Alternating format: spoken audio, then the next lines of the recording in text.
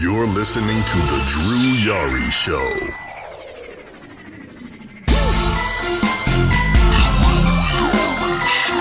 That's the wine and diner with kings and queens. You're looking at the man. You're listening to The Drew Yari Show.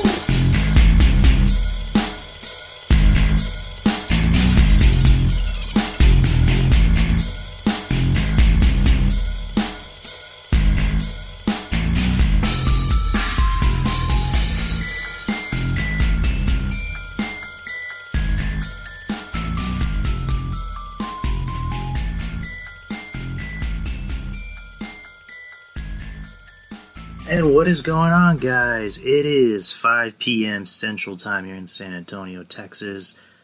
It's April 16th, 2020, and I already mentioned it's Thursday. And welcome to another episode of my podcast, The Drew Yari Show. I'm your host, Yari, and I forgot to turn the volume down on my phone. So, it's been quite a busy week for the profession that is professional wrestling. We can start off with the unfortunate news that Howard Finkel passed away. He passed away, I'm not sure, more than likely, I believe it was sometime this morning, 69 years old. And that is, it's very sad. It's obviously very sad because anyone that watched wrestling, you know, whether it was in the 80s, 90s, 2000s, and I don't think he was really around too much in the 2010s. I know he made that one appearance whenever he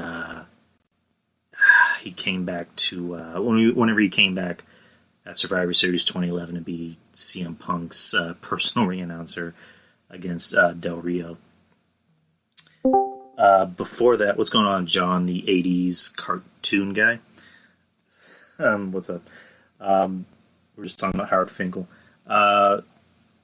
Like myself, I started watching wrestling pretty much when it was like already hot, when it was, in the Attitude Era. Howard Finkel was a big name. Howard Finkel would mainly be the announcer, like in the pay-per-views. Like, he was on Raw and SmackDown, I know that. I know for a while they would only put him on pay-per-views because they put on Lillian Garcia on Raw, and then SmackDown was, I believe, Tony Chimmel, if I'm not mistaken, and he would just do the pay-per-views. And, it's just, he was one of those guys you can do impressions of. Like, when you were a kid, you try to do those Howard Finkel impressions, Coming to the ring from Edna, Texas, he is the World Wrestling Federation champion, Stone Cold. And you know where I'm going with that. That was a bad Howard Finkel impression, by the way. Yeah, he was the ring announcer that one was tried to be. Yeah, there's really nobody else like him. I mean, can you really name anyone who's even close to as good as him? I mean, you really can't.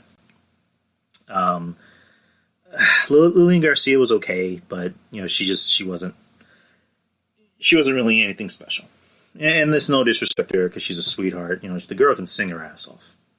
And from what I heard, she has a pretty good podcast. So, but I'm talking more about wrestling, John. And yeah, Michael Buffer did do wrestling, but he wasn't really like a mainstay in wrestling. Like, he did WCW stuff, but it was only for like the big main event pay-per-views. But I'm talking about someone who was like actually ingrained in wrestling. Tony Chimmel, I think he was good, but he was funny. I don't think he was purposely trying to be funny, but he was funny. The Rated R Superstar. Who was the other guy?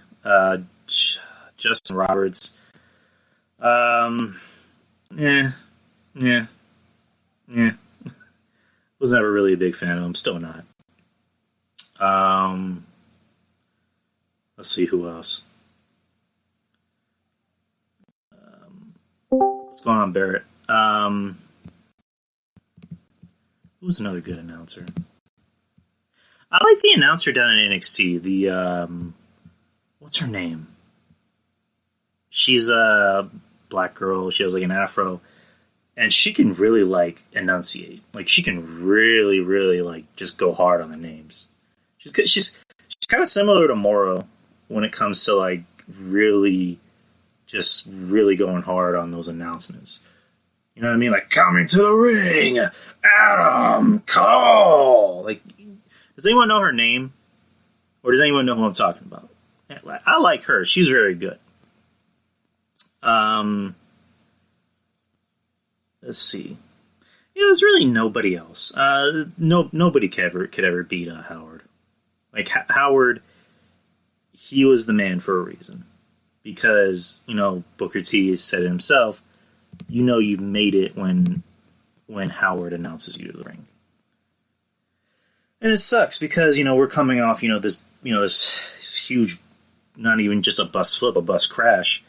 And I know we made our jokes about a lot of the people being released, it's kind of deservedly so. But, personally, they probably should have waited until this pandemic was over. Or they should have let a lot of these guys know, hey, or maybe not that. I don't know. I don't work in business, so I can't really speak on how I would do my job. It's a lot easier for me to say I would have done this, but I don't know. Alicia Taylor. Oh, is that her, Barrett? Okay, thank you. I guess we can get to the releases, but yeah, rest in power to Howard Finkel, legend. There's never going to be anyone like him, ever. Tony Chimmel. Antox. I like Tony Chimmel, but I think he was I was saying like he was kind of comedic, but I don't think he was trying to be. But it came off that way. You know what I mean? But yeah, we're going to talk about the bus flip, the Black Wednesday, or as someone called it. Let's see. I have the list up. I just need to pull it up. So, before this release started, Vince had already announced that he was going to be doing a lot of pay cuts, and he was actually going to be releasing a lot of people.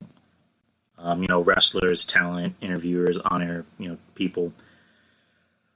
So he pretty much let us know this is going to happen. I mean, we had no idea it was going to be to this extent because we have not had a huge bus slip like this in a while. Like, when's the last time we had a huge bus slip like this? I honestly can't even remember. To be honest, I can't remember when we had a huge bus flip like this. Because WWE's whole thing is we want people to think we're a good place to work and we're a dream job and we don't want that bad publicity. So we're only going to quietly release people. We're just going to let people. Oh yeah, I remember that, Barrett. I remember that one. It was in the summer of 2005, and I think it lasted like close to a week, or maybe like half a week. But this is the first time we've had a big bus flip like this. So it's not just wrestlers; it's producers. A lot of like backstage producers, wrestlers. So hopefully this is everybody. There was at least 20-something people. So I'm on, what website am I on? I'm on sportingnews.com. There's some layoffs. Yeah, I heard about that. I also heard, again, Don Tony, kind of touched base on this, was that some people might have already asked for their release.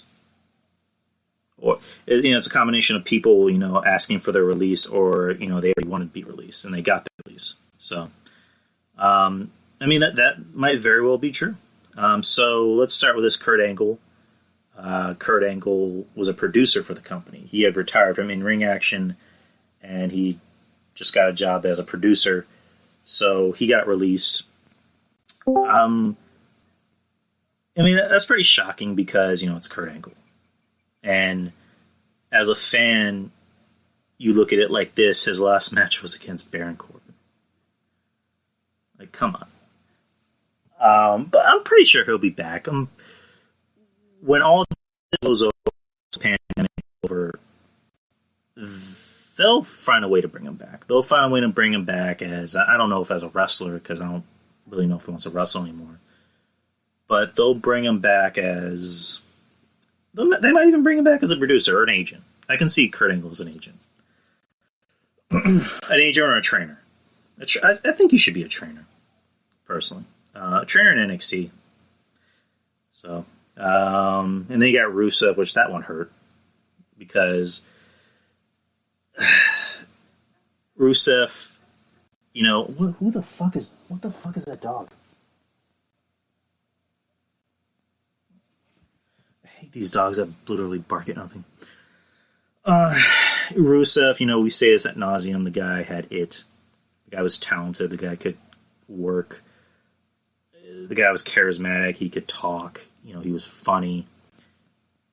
He was someone that could have already been a main eventer. He could have already been a WWE champion. And his biggest crime to humanity is that he had a hot wife that everybody wanted to fuck.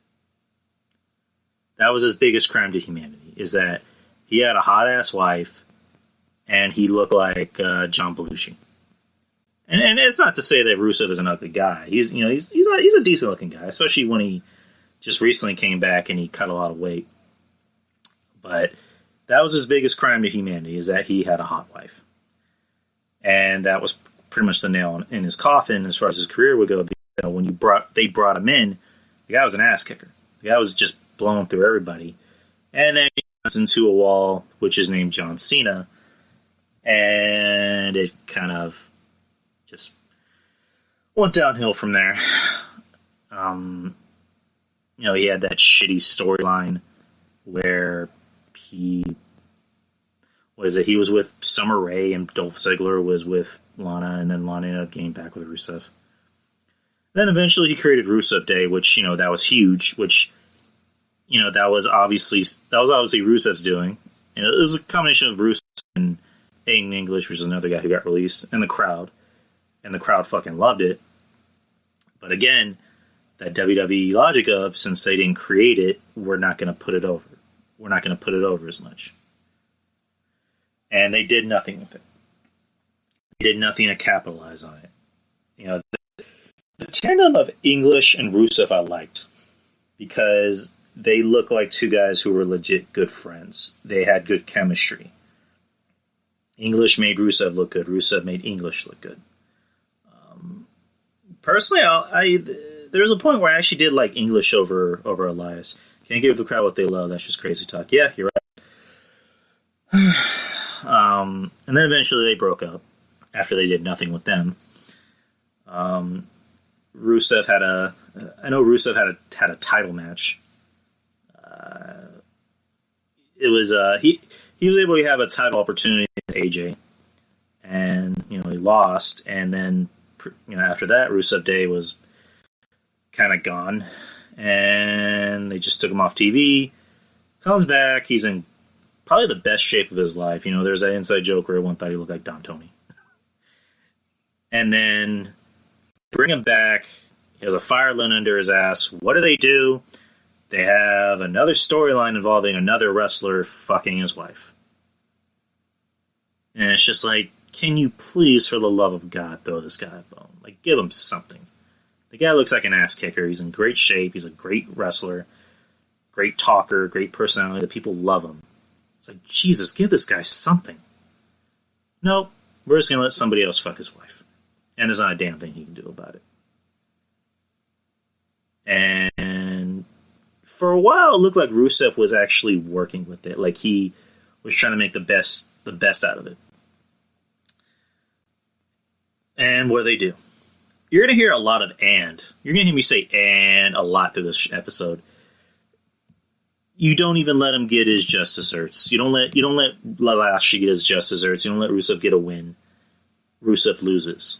And it's just like, really? And then they just take Rusev off of TV. Which, when was the last time Rusev was on TV? Can anyone tell me?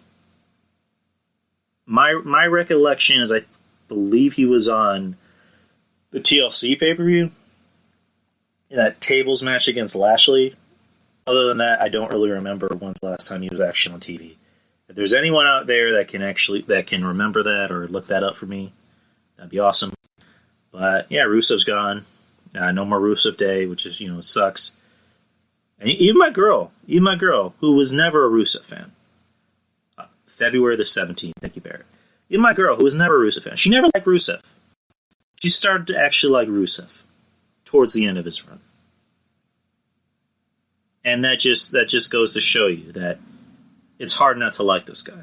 I mean, what is it? He put out a tweet where he was, encouraging other wrestlers to donate to other wrestlers to like the independent scene, I believe. Didn't he actually donate like $20,000 to the backstage crew? It's just like, how do you not like this guy? How does the company see this guy tweet this and go, we need to do something with this guy? This guy seems like somebody that could be a good representative of the company. It's like, nah. Let's just have him go out there and job to Lashley. Let's have another woman claim that she fucked his wife. It's just like, I mean, I guess the only thing that's good to think about is once this whole pandemic blows over, a guy like Rusev can go somewhere else and get over. Which, it's... I mean, that can be said about everybody on this list, is that, once people are able to go out there and find more work, these guys can go out there and get work. It's good for them. It's also good for the indies. The independent circuit can thrive. You know what I mean? But Rusev and AEW, I mean, that wouldn't be bad. I wouldn't mind that. Rusev and Impact, I would not wish that on him. I love Rusev too much for him to see him suffer in Impact Wrestling. I'm trying to get comfortable. That's why you hear a lot of moving around. But, yeah, Rusev, rest in peace. Rip today. Let's see. If AEW can survive this. Yeah, we'll talk about AEW in a bit. Let's see, Drake Maverick. This one broke my heart. I don't know if anyone saw that video. I watched it today. Poor guy. Let's see. He was already in the tournament for a new Cruiserweight champion because Jordan Devlin, I don't know if this is... they kind of worked it into a shoot, but it's real life. He can't come back to the States because of, he's stuck overseas and they're doing the whole, no traveling thing. So they decided to do a Cruiserweight tournament. And he was already in the tournament, and then he gets his papers, which he announced in the video that WWE is allowing him to still compete in the tournament, which he obviously won't win, but it sucks because this guy was actually he was actually in a pretty interesting angle earlier. If anyone can remember the whole thing with him and R-Truth, with the I was going to say 205 title, the 24/7 title, involving his wife, who was just like, how in God's name did he get that woman? Like, Jesus, she is like beyond gorgeous. And involving her in the storyline where he's at his wedding and he gets pinned for the title. And then he's about to consummate the marriage and R-Truth appears in the hotel and pins him while he's like still in his towel. That was a good angle. And those guys are able to make it work because Drake Maverick has charisma. I mean, he's not a bad worker, and he also has charisma and he can talk. Poor guy, though. He put that video out. He seemed like he was genuinely, devastated that he had to leave against his own accord. But hopefully this is something... Hopefully a guy like him can find work, which he will. In AEW, I don't know. Will he go back to Impact? I don't know. I kind of hope not. I hope anyone avoids Impact as much as they can. But if a lot of these talented guys go into Impact, meaning that Impact will actually improve and be more interesting to watch, I'm all for them.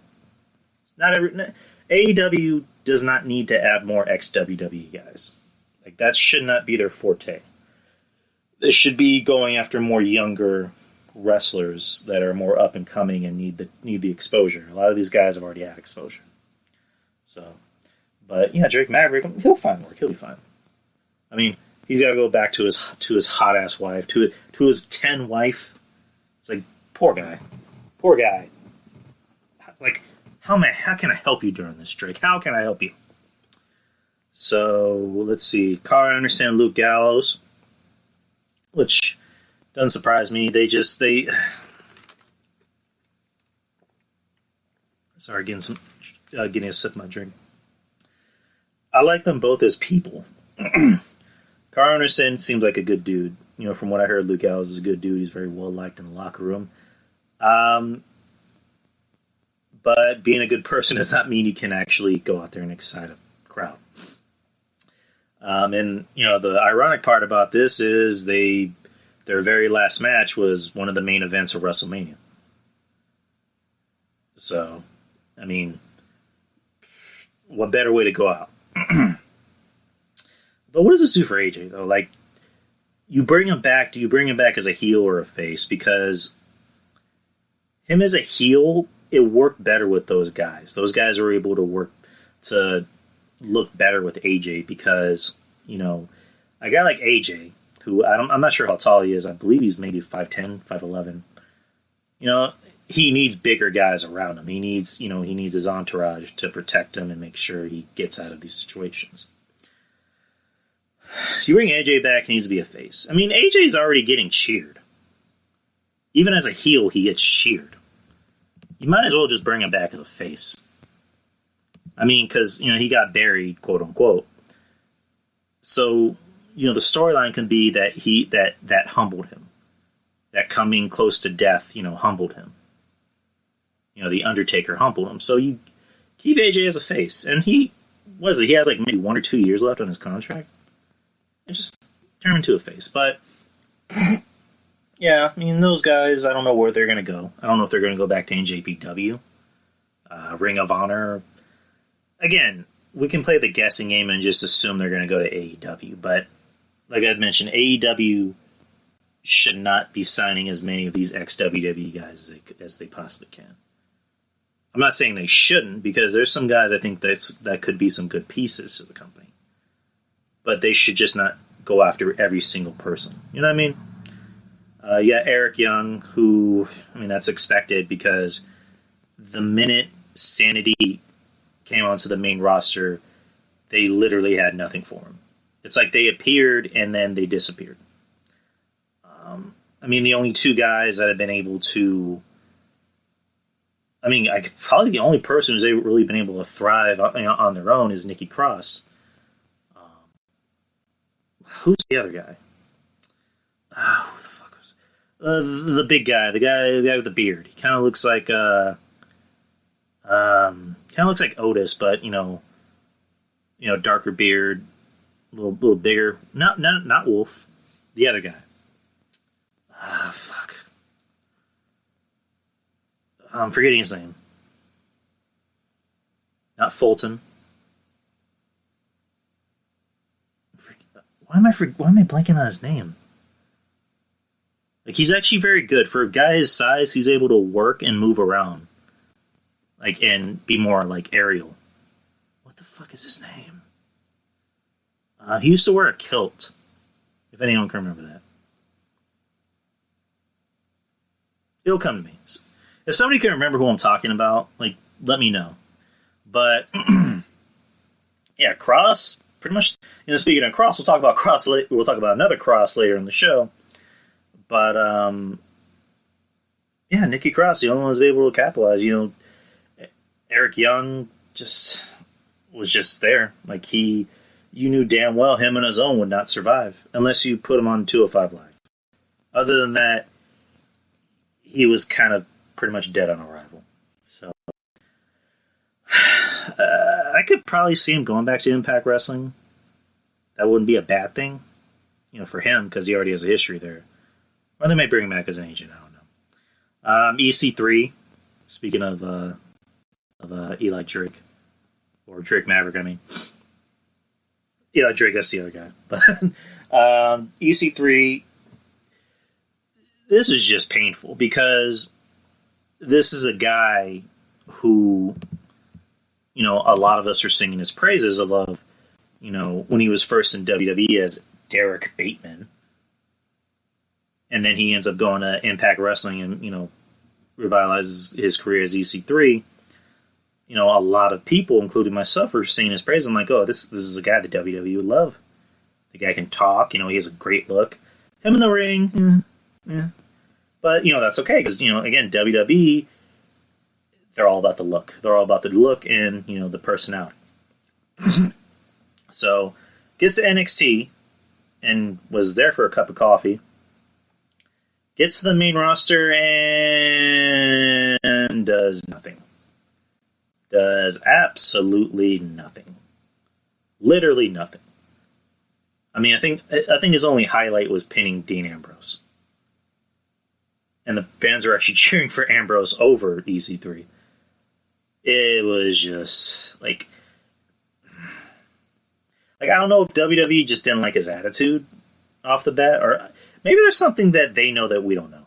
I don't know. Like, maybe they found out he, spits on puppies. I don't know. I can't really think of a reason why they would bring a guy in and put him on TV and just have him eat catering. Especially a guy who literally looks like he lives in a gym and can actually talk. So, I don't know. Again, maybe there's something that we don't know. But they just literally had him do nothing. Him and Drake Maverick, I'm pretty sure where one goes, the other's going to go. I mean, they're in real life, they're good friends. They're very close friends. They're like brothers. So, could EC3 be going back to Impact Wrestling? I mean, why not? Him in AEW, I know Jericho hinted that he might be going to AEW. Because they had they took an Instagram photo together. I think he was on a show. But I don't know. So, next person, Kurt Hawkins. Hey, Kurt Hawkins is a good dude. He was pretty much just enhancement talent from the get-go. I mean, he had his own gimmick of, he hasn't won a match in months. And then he finally did win a match, and, him and Zack Ryder had the WrestleMania moment together, winning the Raw Tag Team titles at Mania. In their hometown, New York, so good for them. They had a WrestleMania moment. And then he got to Zack Ryder, which, he put it on his Instagram, his Instagram or Twitter, that he was in the company for 15 years, which I'm just like, how the fuck were you in the company for this long? How did you survive this long? And Zack Ryder was able to make the best of it. When he wasn't on TV as much, he has his podcasts about, wrestling toys. He has his own YouTube channel. Him and Kurt Hawkins had that, podcast about wrestling toys. He's engaged to Chelsea Green, so he's not too bad. The guy's got money. He's got a hot-ass wife. And I do remember that, Baird. Surprisingly, I remember that. I don't know why I do, but I just do. And, they were the Major Brothers when they first came into WWE. So I'm just throwing that out there. So Zack Ryder will be fine. He'll find something to cope with. A lot of these guys that I'm naming, I'm pretty sure they'll be fine. I'm pretty sure any indie company, whether it's not Ring of Honor or PWG or House of Hardcore, I'm just throwing out random names. Any indie company is gonna pay money to bring these guys in, so they'll be fine. Who's next? Leo Rush. That one kind of surprised me because they had brought him back, and he kind of revitalized his career. It was a thing for him because there was a whole thing of where he kind of blasted the company because he thought he was getting not racially profiled, but he was getting treated as the token black guy. Where it's carrying my bags. It's like, why? Because I'm black? It's like, no, fucking idiot. That's just wrestling tradition. The new guy carries the vet's bags. So he got taken off the TV for a while, and then he ends up coming back. Has more of a fire under his ass. Becomes the cruiserweight champion. Very entertaining to watch. Yeah, I mean, he's very young. The guy's not even in his mid-20s yet, so he'll be fine. A guy like him is made for AEW. He's going to go to AEW and thrive. Like, he'll be fine. A matchup between him and who was it, Jungle Boy? Like that seems like it would be a good matchup. Him and fuck. Who was the other guy? The guy with the face paint, the half face paint. I don't know why I'm blanking on names today. I'm usually good with names. The skater guy. The guy with the tampon chick. If there's anyone out there that can remember a name. Darby, there you go. Why the hell did the screen lower? Sorry. I'm trying to get comfortable in this bed. But, yeah, Darby. Him and Darby, again, a money matchup. So, he'll be fine. He's still young. He's got a lot to live for. Let's see. We're at 30 minutes. Heath Slater, that one kind of hurt because I love Heath.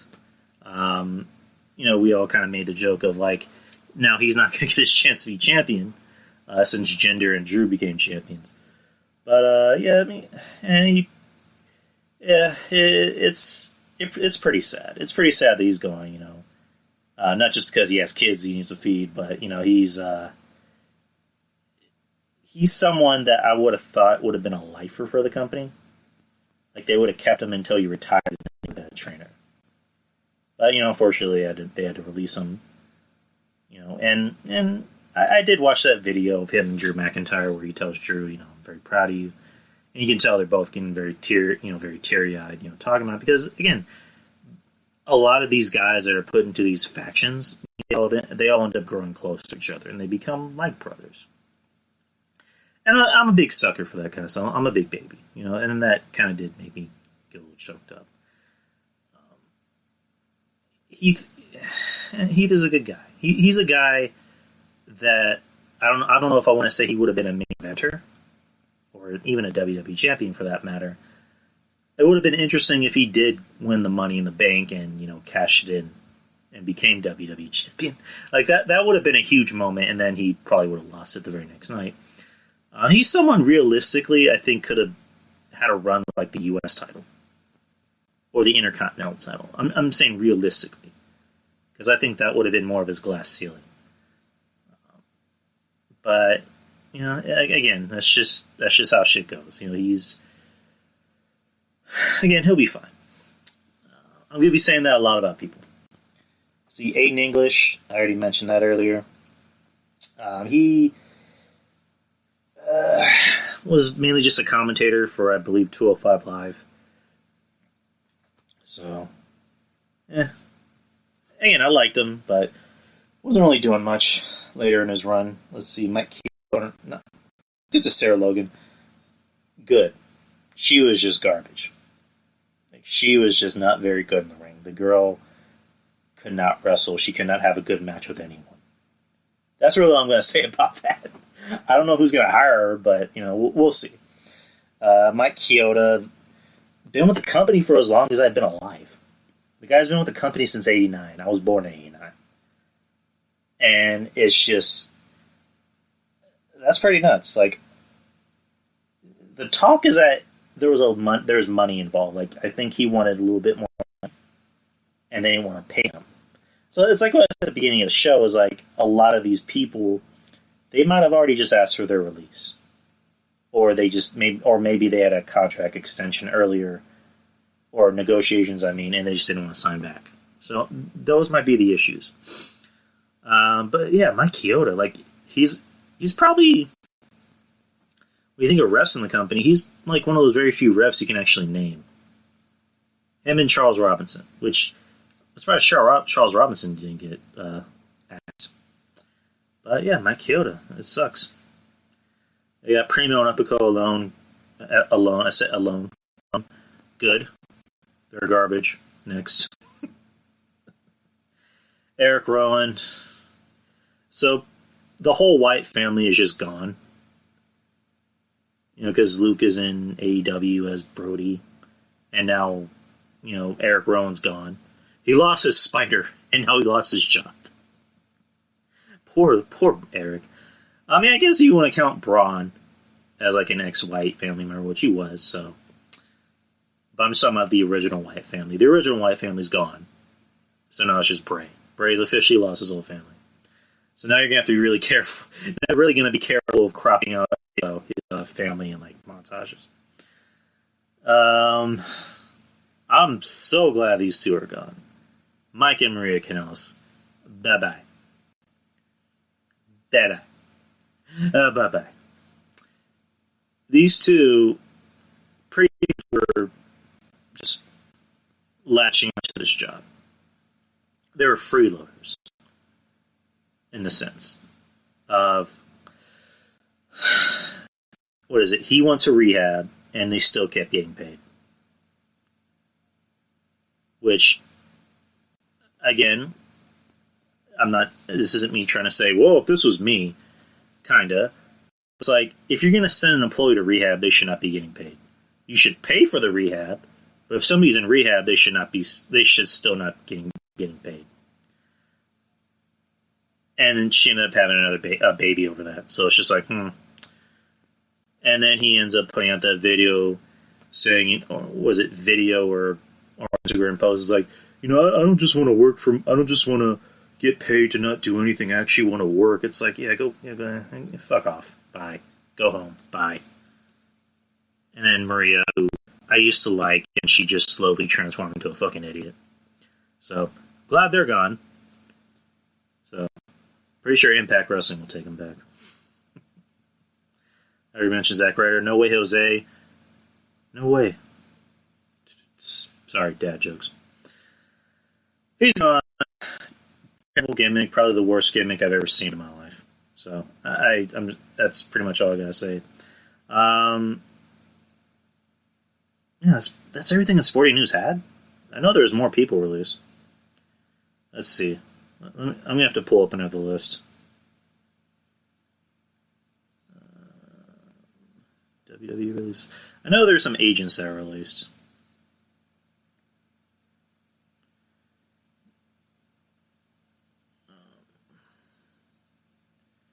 Well, I'm trying to pull up another list.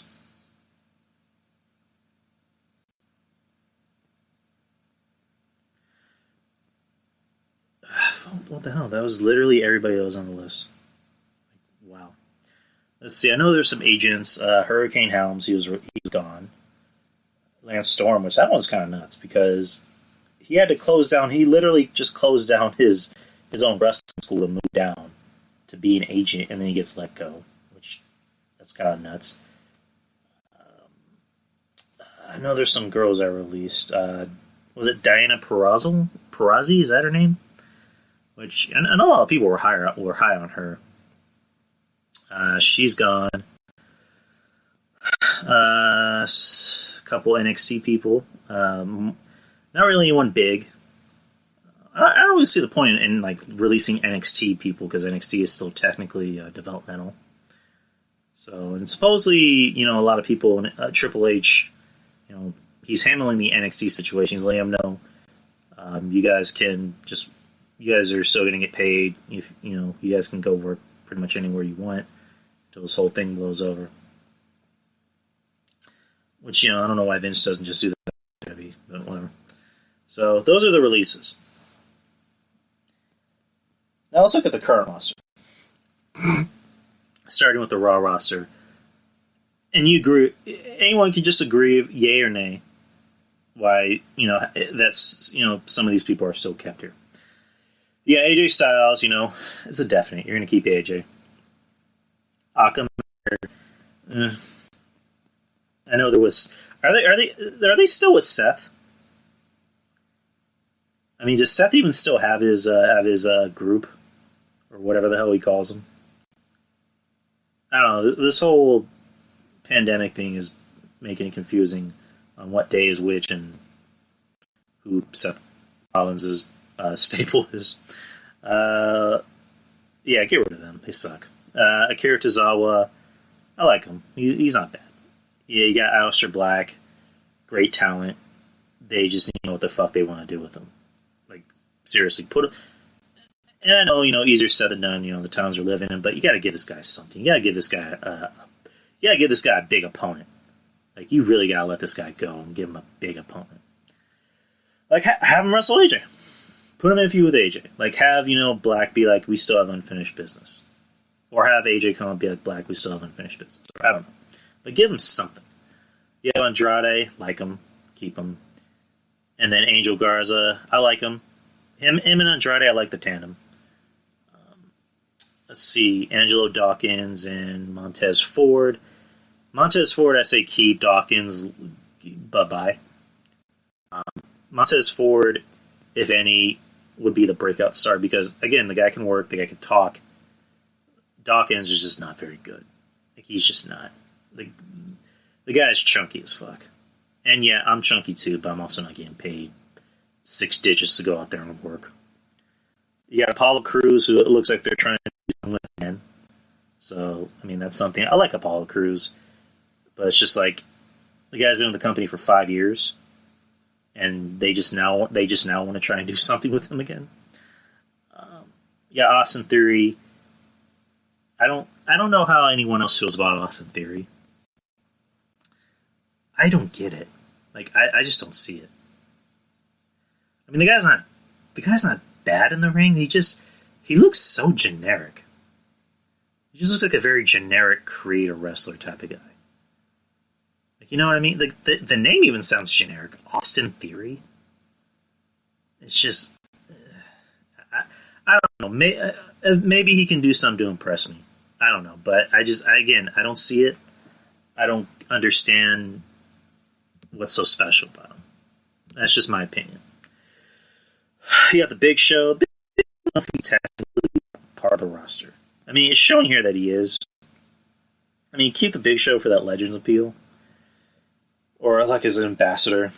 I mean, he's got a show. His show's apparently like, the third most trending show on Netflix. The Big Show, which I've yet to watch for obvious reasons.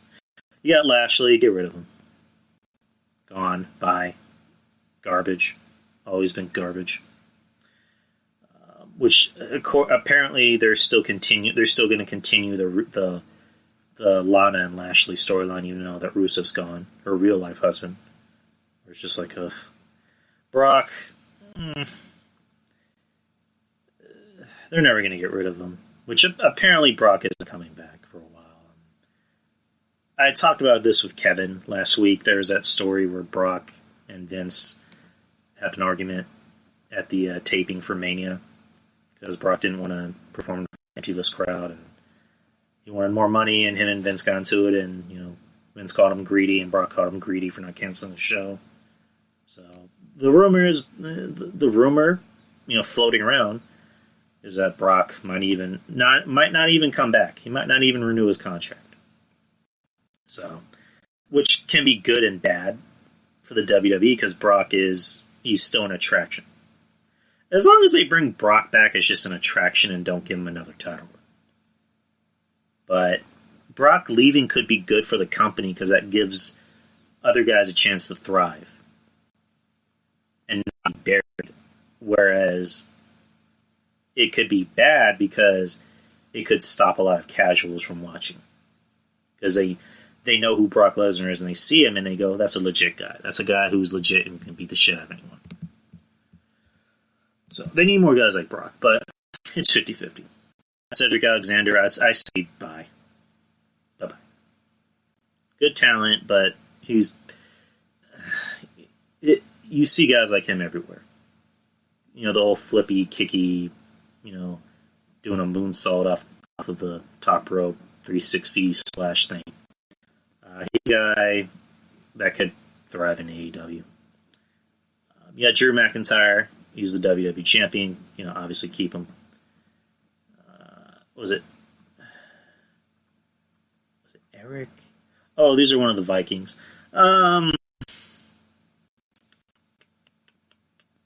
It's weird because I like them, but it seems like they don't have anything for him. Like, they gave him something to do, but they gave him those titles, but then they just took him away. And it just looks like they have nothing for him. So, I don't know. I mean, them getting that dumb name, the experience, and then the Viking Raiders was almost the worst and best thing to happen. I think it also did them worse because I don't know how to explain. Because people were saying, "Oh, it's a dumb name," and then you give them Viking Raiders, and it's just like, what exactly have they done since then, since getting that name? I mean, yeah, they've been champion, but they come out to no reaction. Nobody cares. Like, nobody even cares. And it's because I like them. They're a great tag team. They can work. They legit look like badasses. And it's just like, why not just present them as badasses? Why do they have to be Vikings? Now everything has to be a character. But then again, it's WWE. Humberto Carrillo.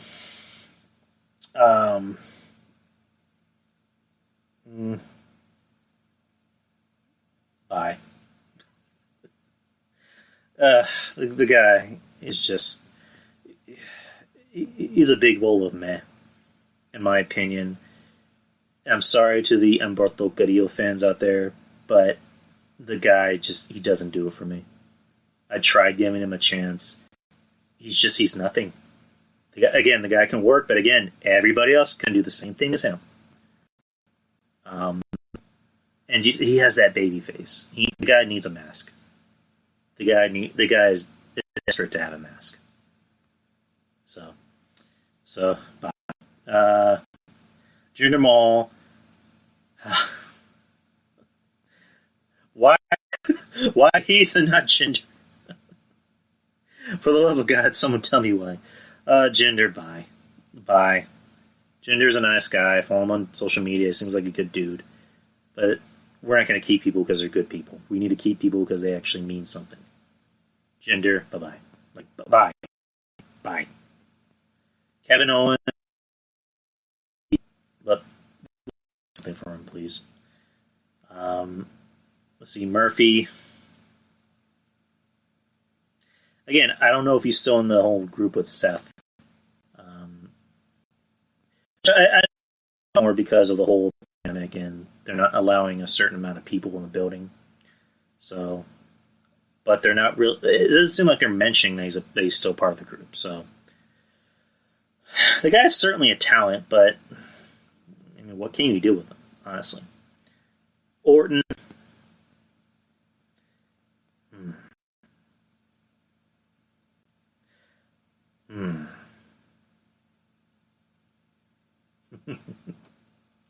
Bye-bye. Bye-bye. Bye to Orton. Bye-bye to Orton. Based off of that god-awful last man standing match. And Edge carried the whole match. Because it's Edge. Because Edge actually has charisma. Orton did nothing in that match. You would have thought Orton was literally asleep during the match. Because the guy could not emote. The guy could not sell. And you would think, because leading up to the match, Orton and Edge were, just having these really good promos, and even Orton was putting on some pretty good promos. And, Orton is known as a guy who's very robotic and kind of phones it in. But he seemed like he was actually invested in this feud, especially he's wrestling against one of his closest friends. And he did nothing. And also, granted, come to find out, WrestleMania was filmed at 4 a.m. So maybe they were the first match that was filmed. Which explains why the announcing was god-awful. But I would not be sad if Orton one day decides to leave the company. If he decides to just, hang it up.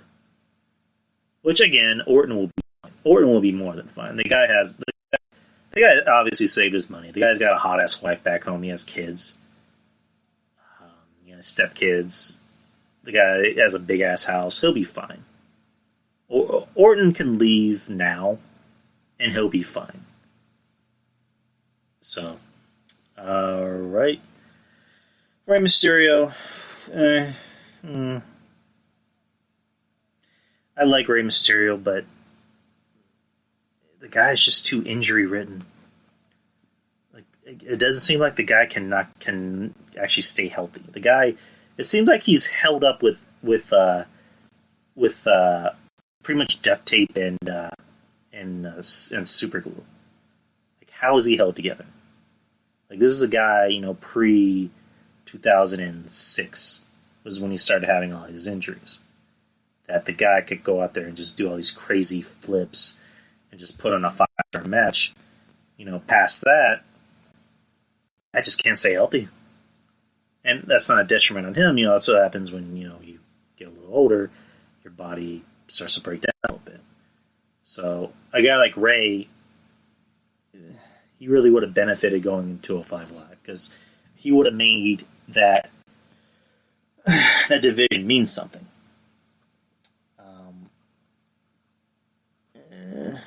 Against my better judgment, I'd say bye to Ray. You know what I mean? Like, AEW would be like foaming at the mouth to get Ray in. I don't see Ray ever going to Impact. I could see Ray politely taking a call from Impact and telling him to go suck his balls. But Ray in AEW, I think, would be interesting, but I doubt he would. I wouldn't be surprised if Ray's contract, expires with WWE. He'll retire and just focus on training his son. So, let's see. Ricochet, garbage. The guy's just garbage. Straight up garbage. The guy has been nothing in the main roster. He's a guy that could benefit going back to NXT. So that's really my solution. Maybe send him back to NXT because he's not doing shit on the main roster. Ever since he jobbed out to Brock, and by jobbing out, I mean like you literally could have farted, and that's how long the fart would have lasted. As long as that match. Like, that was just bad. Disgraceful. And it made no sense why that was even on the show. That could have been a Raw match easily. This just in. Hulu, surprise, select HBO contact unlocked. Oh, I'll look that up. Let's see, Riddick Moss. I've only seen him in one match. He was with Mojo Rawley. Now Mojo Rawley is BFF Gronkowski, so I don't give a fuck what happens to this guy, honestly. R-Truth, please keep R-Truth. Like, dude, give that guy a job for life. That guy's gonna have a job for life, which is good. I think if he would have gotten released, it would have been a shitstorm. But Joey Numbers from Soup Peak had a funny joke where he's like, R-Truth was gonna rap at Vince's funeral. So, R-Truth is going to have a job for life. He'll be fine. If he ever does retire, they'll give him like a trainer job or an agent job. You got Samoa Joe. I get rid of him already. The guy, just, again, going back to Ray, and it sucks because I like Samoa Joe, but the guy just doesn't know how to stay not hurt. It seems like anytime he has a push of some sort, he ends up getting hurt. So, that's why he even if they do end up keeping him, the guy's never going to be a champion. They're never going to put a title on him because they know he's going to get hurt. That's why they put the title on AJ, because AJ hardly ever gets hurt. The title on Roman, because Roman hardly ever gets hurt. I mean, yeah, he had a scare back in 2018, but it's a completely different story. Which, congratulations to Roman for him and his wife are having twins, so good for them. There's a lot of humping going on in that big dog's yard. That was bad. Yeah, Joe, just cut their losses with him. Seth. Boy. I'm not going to say release him, but send him home. Like, that's why it would have been better if they would have taken at least a month off to deal with the WWE. If they could, they have so many resources.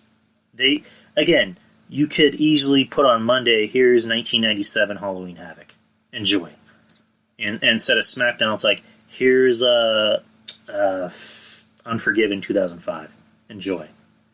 They have so many resources. They could replace a live show. Supposedly, it's not really them. It's more so the networks. NBC, Universal, and Fox, they signed a contract saying you have to put on at least 49 live shows a year. And they don't want to be in breach of contract. So it's not so much a WWE problem, it's more of the network problem. So that I can understand. In this case, fuck the network. But if they were able to take a month off, this would have been good for someone like Seth, who, say what you want about Seth, says Seth, works a lot. He goes out there and works his ass off. The guy needs at least, not even a month off. He could probably use a summer off. But, he's already back in the title picture with Drew. Yeah, yuppie. Yeah, Shelton Benjamin. Don't get rid of. I'll say keep him as a trainer. Put him in NXT as a trainer. So simple. Titus O'Neil, get rid of. Bye. Goodbye. Nice guy. Keep him around as an ambassador, but not as a wrestler. No. Let's look at the women on Raw. Asuka, obviously keep, but do something with her. Becky Lynch, keep her, but for the love of God, stop this Becky thing, please. It should have ended at Mania, but for some reason it didn't. Yeah, Bianca Belair, love her. The Iconics, Billie Kay, Peyton Royce, bye-bye. Bye-bye. Bye-bye. Bye-bye. 15-year vets, but they are just complete garbage. Kairi Sane apparently wants to leave. She apparently wants to go back home with her fiance or with her husband, but she can't, so supposedly she's next one to leave. Lana, bye. Like, why her and not Rusev? Or why Rusev and not her? Obviously send her home. Send her home with Rusev. Liv Morgan, she's good to look at. Here, I don't know if it's just me. There's something weird about her face. It's not that she's ugly. And obviously she's had some work done. But there's just something really odd about her face. Like, she has a very, like, her mouth is like almost freakishly big. Like, she could probably swallow a whole watermelon. And I know, if that's a good thing. She's good at swallowing. But, I don't know, just good to look at. Her in the ring, at least, she seems like she wants to try and get better. And that she's not just out there phoning in like Alexa Bliss. But, I would have been fine if they had just, Sarah Logan I'm fine with. I would have been fine if they cut Liv too and just kept Ruby. And have Ruby do her thing. So, alright, who's next? Natalya, don't fire her. Again, keep her as a trainer. A lot of these people have uses. Natalya has a use. Natalya, for all intents and purposes, probably one of the more talented women in the ring. She can go out there and have a good match with anyone. And she's kind of known as like the Undertaker of the female division. She has that respect from the women. So Natalya's a good-hearted person. I love her. She seems like someone that if I knew her personally, that I would love her. And you see a lot of these like legends and wrestlers, they'll always say Natalya is a good friend. They love Natalya. So don't fire her. Keep her as a trainer. That's just my opinion. You got Nia Jax. As long as she's related to Dwayne, she has a job for life. You got Ruby. Love the shit out of her, but for the love of God, do something with her. The girl can wrestle. The girl can talk. Do something with her, please. You got Shayna, whose career is more than likely dead already. Zelina Vega, love her. Better as a manager, valet. Her as a wrestler, yeah. But keep her. Let's see. That was Raw. Now we're on SmackDown. You got the rest of the New Day. Obviously keep them. The New Day, they sell tickets. They sell merch. People love them. I'm still waiting for them to do something with Big E. Like, you don't have to break up the New Day, but you can just give Big E his big singles run. You did it with Kofi. Why not Big E? Again, he has the tangibles that people want, that the company would want. He can work. He can talk. He has a good look. He's that talented black guy that Vince has been looking for his whole life. and they've yet to do anything with him. So, Bo Dallas, bye. Oh, and his dad got fired too, Mike Rotunda, IRS. So, bye-bye, Bo. Bye. Bubba. Braun Strowman. Braun Strowman is like awfully quiet during this whole firing phase, is he? They're not going to fire me on the champion. That'd be funny if they did fire him while he's the Universal Champion.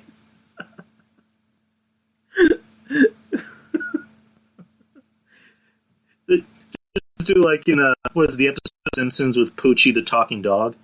It's like, what happened to Braun? Braun had to go back to his planet. Now we have a tournament for the... Don't even do a tournament for the Universal title. Just throw that thing in the fucking garbage. That title has always been garbage, I swear. Oh, man. That made me laugh too hard. Cesaro. Oof. I love Cesaro, but it doesn't seem like the company loves him. He's another guy I think could thrive somewhere else. And Cody made that thing of, saying Cesaro is probably one of the most underrated dudes in the company, which he's not wrong. But, it wouldn't surprise me if he went to AEW. I'm just saying. Curtis Axel, bye. Smile you later. Daniel Bryan, didn't he say he wants to leave? I'm trying to get comfortable again.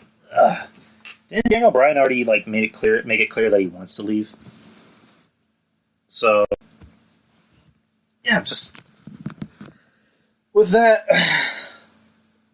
I have nothing for that because he's already said he wants to leave. So, Dolph Ziggler, how does this guy still have a job?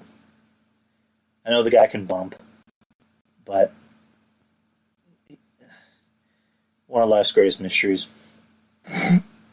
Drew Gulak, obviously keep him. Elias, I like Elias, but again, it just seems like the company doesn't like him too much. I don't know why. You got the Fiend Bray Wyatt, who he's in a feud with Braun for the title. Which, if anyone watched Backstage the other night, CM Punk had said, I don't like it because it seems like it doesn't feel right. This seems more like a match at SummerSlam, which I agree. This seems more like a SummerSlam matchup.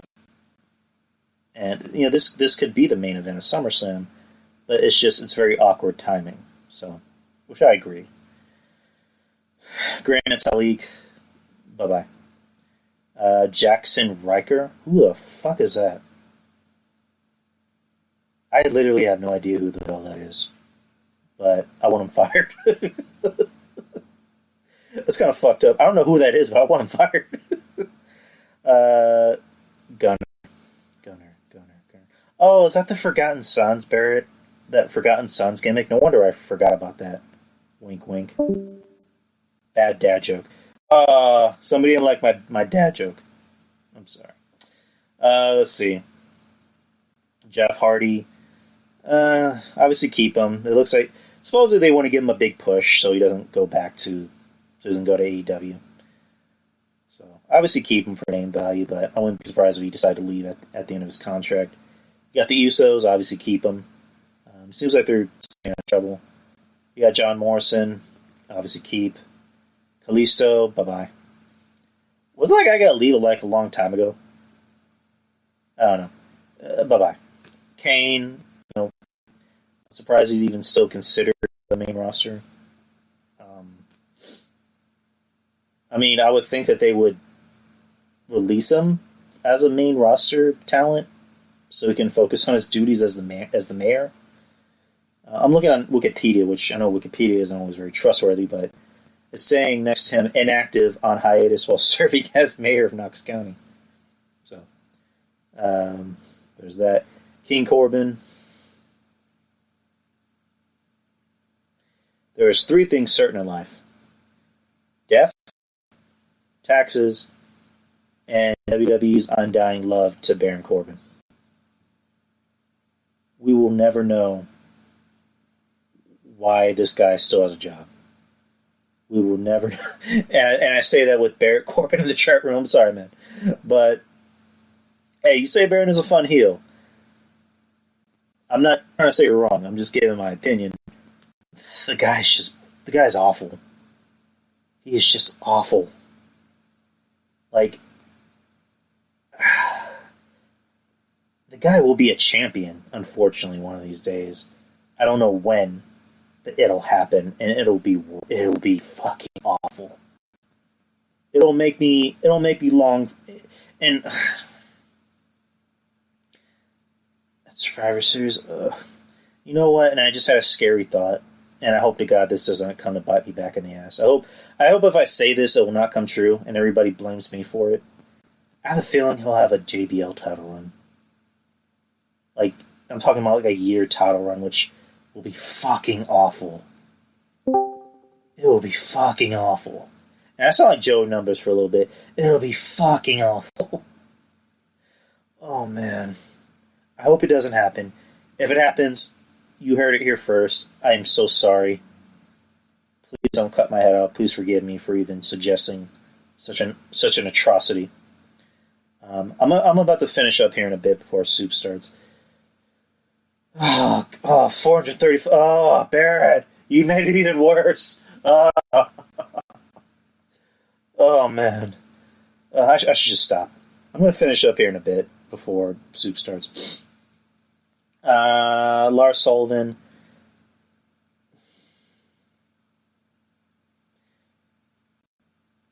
I don't think they have the balls to fire this guy.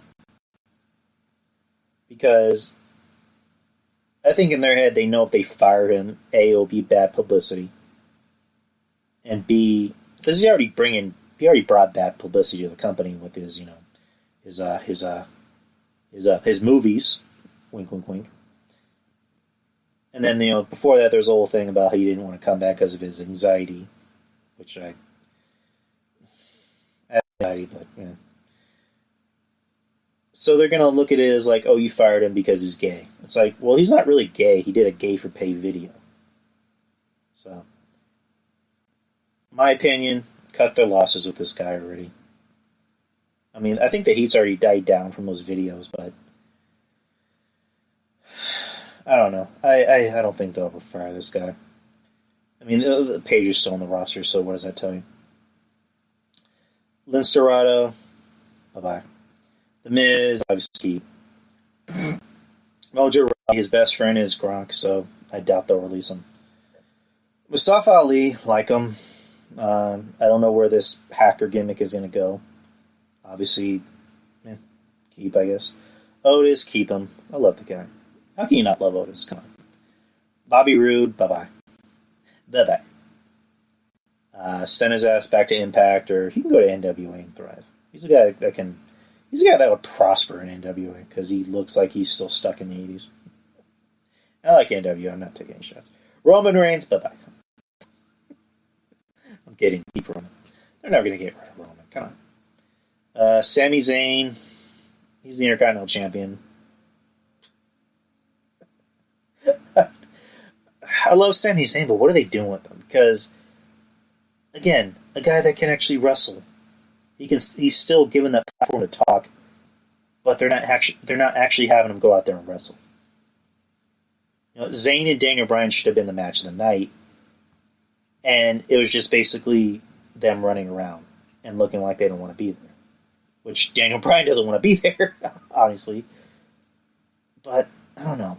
Sami Zayn, it wouldn't be that shocking if he wanted to leave. Sheamus, another guy like Baron. Do not underestimate how much this company loves Sheamus. I mean, I was under the assumption that Sheamus was done. His whole neck injury deal. I was under the assumption that he was done. But he's still here. I don't know why. I don't know how. But he is still here. You got Nakamura, which, again, another guy like Zayn. It's sad because Nakamura's first match, Sami Zayn, at TakeOver. Was it TakeOver Dallas? One of the best matches I've seen in a while. The crowd was fucking hot for both of those guys, especially Nakamura. And it's depressing when you look back and you're like, you got remember that match. It's depressing when you can look back. Remember when Nakamura debuted on NXT? Like, you remember that? And now nothing has happened. And have since signed him back to a contract. Yay. Shorty G, Chad Gable, I refuse to call him Shorty G. I will never call him Shorty G. That'll be the last time you ever hear me say Shorty G. Ever. Chad Gable. Just let him be Chad Gable. Just why? Why? I mean, the guy's obviously not going to be a main eventer, but why the fuck would you call him? I'm not going to say that name. Why would you call him that? Why would you have him go out there looking like one of the monsters from Space Jam before they become giant monsters? Why? Oh, man. Now let's go to the women. Alexa Bliss. She sells t-shirts, I guess, and she has the whole pixie dream girl with a big butt thing going for her, so obviously keep her. Bayley, she's the women's champion, but if she wasn't, I would say get rid of her. I'm sorry, but I used to love Bayley so much. And I've said she is the Meg Griffin of the WWE. Not just of WWE, but she's the Meg Griffin of wrestling. Like, if you guys seen that Family Guy episode where, Peter looks at the camera and goes, "Yep, it's a Meg episode. Here's the clicker." That's how I feel about Bayley when she comes on screen. Yep, it's a Bayley episode. Click. Like, she's another one of she's one of many people in the company that looks like she does not want to be there, and she does not like this gimmick at all. Carmella, another list of people that WWE will never get rid of.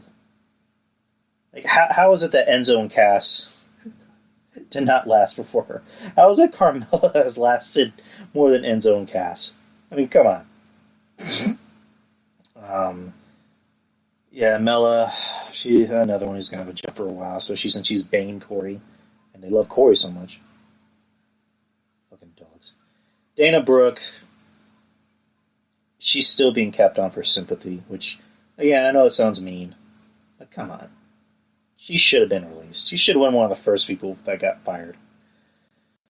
And to my knowledge, I think there's going to be another bus flip. I think they're kind of cooling down. They're going to do another one over the weekend. So I believe that's what I heard. So don't take my word for it. Ember Moon, she's currently out with an ACL. I like her. She's talented, but I don't like the whole Blackula gimmick. I don't get it. Like, it doesn't make sense. It doesn't work for her either. Lacey Evans, for the love of Jesus, can you just stop with this whole Southern Belle gimmick? It sucks. It sucks. It's stupid. Nobody gets it. It's not over. Her as a face, I'm fine with, but let her go out there and be herself. The girl, we've said this ad nauseum. The girl is an actual killer. She has actually killed people. She is a badass. Have her go out there in SWAT gear. Have her go out there as Sonya Blade from Mortal Kombat. Like, why not just let her do that? This gimmick is not getting over. I mean, when you look at it, it's offensive. It's very offensive and also kind of sexist when you look at it. Mandy Rose, obviously keep, because Otis needs somebody. Otis needs some love. You can't get rid of her. That'd be like getting rid of Otis, too. Mickie James, obviously keep. She's currently a color commentator on Main Event, and she's a producer. So she's got value. Also, maybe have her be a trainer for the women. So she has value. Naomi, I like her. She just needs to stay on social media, which I can say that about a lot of people in this company. But keep Naomi, I like her. Nikki Cross, like her, keep. Sasha Banks. Now, if you're up to me, bye-bye. Bye-bye. Bye-bye. Ugh, no talent, no personality. Fucking bitch online. Sonya Deville, like her. She's not terrible in the ring. I don't know, do something with her. But keep her. Tamina.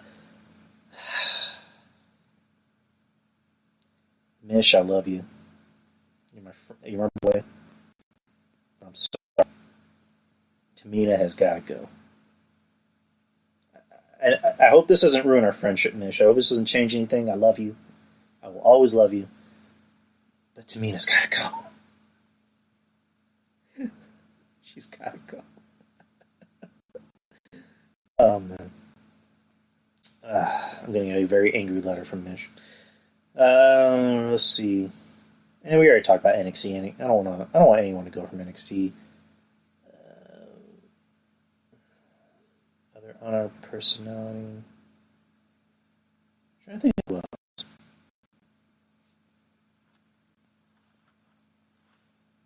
Other on personal.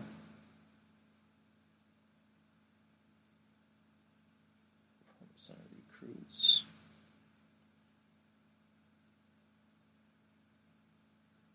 Broadcast team pretty much just axed every fucking single one of all the broadcast announcers.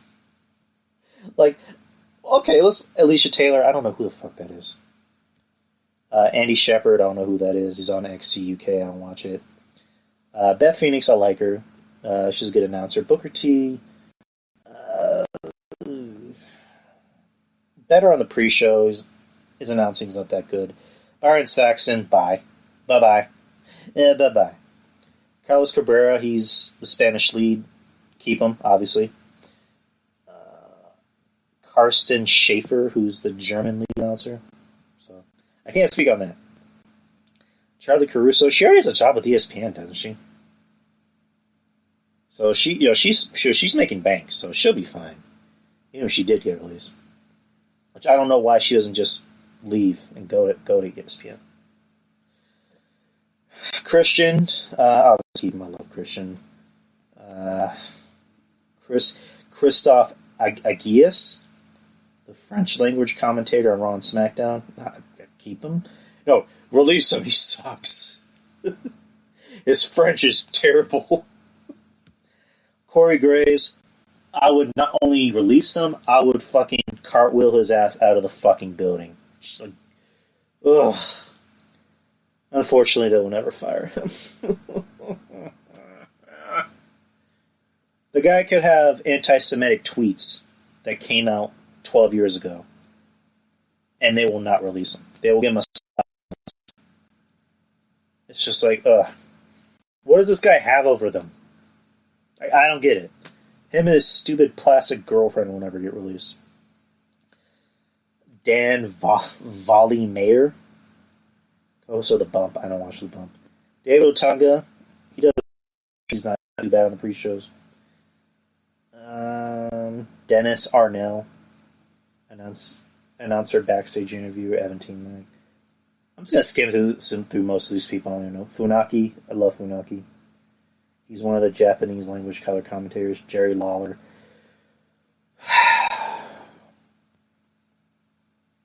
I think WWE just needs to cut ties with Jerry Lawler. And it's not because of the dumb ramen noodles joke. Literally nothing to do with that. It's due to the fact that Jerry Lawler brings absolutely nothing to the fucking table anymore. We're able to tolerate him because he was next to JR. Ever since, post JR, we've noticed, the glass breaks in your mind when you just think, wait, Jerry Lawler is awful. His bad dad jokes, his slightly racist comments, they're just not, they don't work. Wrestling is a young man's game when it comes down to it. And they should not be bringing a 60-something-year-old man down to Florida. He is way past his prime. I think he's way, way past his prime. The whole joke, the whole ramen noodles joke, I don't care. Was it stupid? Yeah, it was stupid. But it's just like, that's what Jerry Lawler does. Is Jerry Lawler slightly a racist? He might be. I know a lot of people said he is kind of slightly a racist, but it also seemed like Jerry Lawler doesn't even want to be there. You can tell by his tone, he just does not want to be there. It's like comparing the whole Jim Cornette thing. Jim Cornette, when he said what he said, was speaking as a wrestling announcer. Jerry Lawler, when he said what he said, was speaking as someone who did not want to fucking be there. And also, do we really need to be getting mad about what a 60-something-year-old man says on TV over everything else is going on in the world? There are more important things going on in this world, which is the title of last week's episode with Kevin Castle, so check that one out if you haven't checked it out. But who fucking cares? It was a dumb joke. I think the pandemic might get... Hold on, I'm trying to read thingy John and an ad popped up. You think this pandemic might get people to be a little less offended, but that's not my business. Yeah, you missed your opportunity to get the Kermit the Frog thing, dude. But yeah, you're right. But yeah. Oh well, that's none of my business either, John. Let's see, JoJo, obviously keep her because she Bray's tapping that. Jonathan Coachman. I mean, doesn't the guy work for ESPN? Does Coach still work for ESPN? If anyone knows that. Let's see. More Ronaldo, obviously keep. The guy should have called Mania, though. I think a lot of those matches that were lacking that announcing appeal, they needed Morrow there. He would have made everything a little more interesting. Morrow at 4 a.m. is probably the same as Morrow at 7 p.m. So, I would have liked to see that. Michael Cole has a fucking job for life. I think Michael Cole just doesn't want to work there anymore, but they keep fucking promoting him. So he's like, well, what the fuck am I supposed to do when they're giving me all this money? Let's see. Vice President of Announcing. Ugh. We were just shitting all over how bad the announcing is. And he gets promoted. No. Good for Mike. Let's see. Nigel McGuinness. Underrated announcer? I don't think he gets enough praise for his announcing. He's pretty good. Paige. Do you even need to say it? Come on, anyone let me know. Do I even need to say this? I will go to the next person. Pat McAfee. He does the NXT TakeOver specials. Like, oh, if they're on the pre-show, I don't care. It's too bad. And Renee Young, obviously, untouchable. She can have Moxley show up during those Skype interviews on backstage and just pull his cock out and just jizz all over the screen. And she will not get fired. She will not get reprimanded. She won't get talked to. Vince will be like, oh, that's good shit.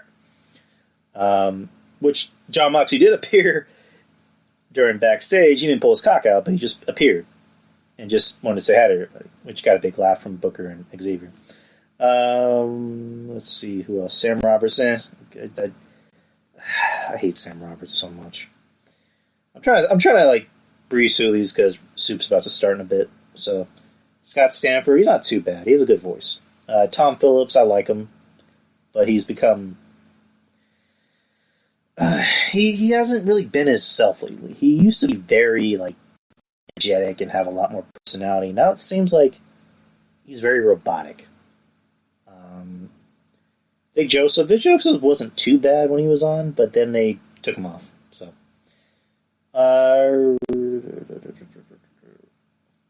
that's pretty much it.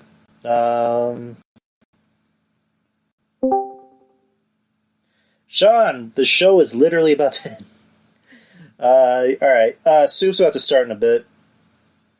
So that's pretty much the show. I was cooking, sorry. Hey, don't worry about it. You missed your shift, by the way. You were supposed to take the shift. I'm docking your pay. But yeah, shit, I was gonna talk about something else, and then I spent more time talking about the bus flip. You'll never work in this town again, Kenter. I'll see to it. I mean, do I even need to talk about the Amy Weber thing? I mean, is it really even worth talking about? And she did some interview where she, said Randy Orton was a piece of shit, and Edge apparently spilled a drink on her, and blah, blah, blah. It's like, we all know Randy Orton was a piece of shit. Even Randy Orton's friends will tell you he was a piece of shit back then. So, Edge hanging around Randy. It's even Edge said he wasn't this saint back then. He did some shitty things like cheating on his wife with Lita. But we're not talking about that anymore. So I don't really need to talk about that. We can talk about Killer Kross for Kross debuting on NXT, attacking Ciampa, which I thought was pretty interesting. It seemed pretty brutal, and you didn't see it, and I like that. And you see this latex boot appear next to Kross, which is obviously Scarlett, so she's going to debut on television with him. Kross is not going to be Killer Kross; he's going to be Carry On Kross, which I got to look up what Ruben Prime told me, what that means. Yeah, Carry On Kross is okay. It's not terrible. I knew they weren't going to keep. I knew that. Personally, I would just went with Kross. Kross, it's simple. The fans could have. It's simple for the fans to chant. They're already going to chant it. But I'm pretty sure pretty soon they're just going to go with Kross since they like to use one-word names. Yeah, Ruben Prime put this. They still can't Kross, so his first name means decaying dead flesh of animals, it seems. Supposedly it was his idea, according to Kevin Castle, and Kevin Castle and Kross are, pretty good friends. So I would take Kevin at his word. So, as long as they still call him Kross, and as long as they still let him be himself and don't try and change his gimmick or his look or anything else, I'm fine with. I didn't like Aleister Black, that name, but eventually I grew to the name. So, yeah, that's pretty much the whole show. Did a good hour and a half. Wrestling Soup is going to start in a bit, so head on over to their channel. Support them. Support their Patreon for just $5. You can get all kinds of good shit. I don't know if they're doing their big anniversary thing. Catch you tomorrow on the podcast. So it's tomorrow's show. The big Wrestling Soup thing. Listening ears. Oh, okay. So, yeah, I'll upload this show as quickly as I can. So, but Wrestling Soup, I believe they're doing their big anniversary thing tonight because they did it last week. I think tonight or tomorrow. I'm not sure. Cheers, you, John. Also support John because he has his whole YouTube thing, his Instagram with action. It's like action figure. Oh my god, I'm so sorry, John, for forgetting the name. I'm so sorry. The Action Figure Wrestling Federation. Please don't hit me for forgetting the name, dude. I'll post a link on where you can find it. Wrestling Soup, Mish, Joey, and John. Mish, John Draper, great dudes, good friends. Intergalactic Wrestling Alliance. There you go. So look into that, guys. It's good shit. It's good shit. And then you got DTKC, Don Tony, Kevin Castle. Go to their Patreon. DT has like 8,000 shows. He has, Breakfast Soup with Mish. Then he has blah, blah, blah. Then he has Wednesday Night Dynamite. Then he has I just said Breakfast Soup. He has the Friday show, which is after Down, which I don't know if that's still Breakfast Soup or not. And then you got Kevin Castle, who has 2 shows. He has Dark Chronicles. Well, not Dark Chronicles, it's KMT with Trez. And then he has Castle Chronicles. Texas Podcast Massacre. If you're a fan of horror, whether it's old and new, even if it's bad horror movies, you're going to want to watch this show. The Wrestling Court with Julian and Rob. They just had Kevin Castle on this, and it was a really good show, by the way. Really good episode. Rob really just really goes in. Like he gets really deep in the episode, so you're going to want to listen to it. It's a must listen. Who am I missing? Nuclear Heat Graphics with Shaheen, or it's not a podcast, but he has his own podcast called Wrestling Overdose. He also has Nuclear Heat Graphics where he makes really good graphic artwork. He made 2 logos for me. The current logo I have right now, and my old logo. The guy is good. The guy is the best at what he does.